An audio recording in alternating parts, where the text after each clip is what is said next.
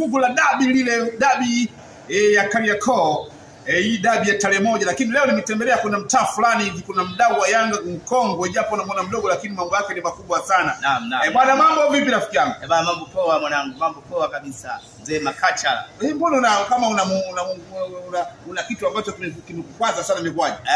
Na jambo kuhusu huyu mjomba yetu Haji Sande Manara Kompyuta, kuzungumzia Yanga Afrika na maneno yake ambayo yeye anayaongea kuhusiana na Yanga. Yaani kama vile Yanga ya familia yao.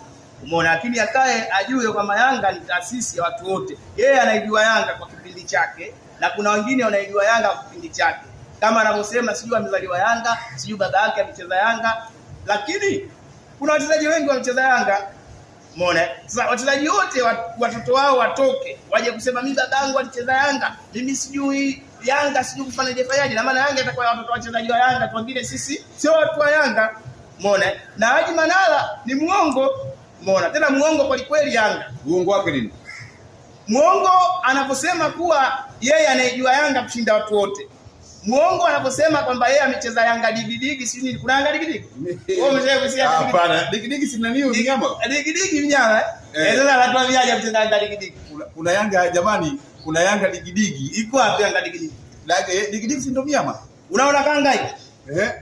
Hii mimi ndo nilibebewa hiyo wakati niko mdogo. Kanga hii? Ndo hii hapa hii. Hii kanga imeandikwa Umoja wa Mataifa hii hapa hii.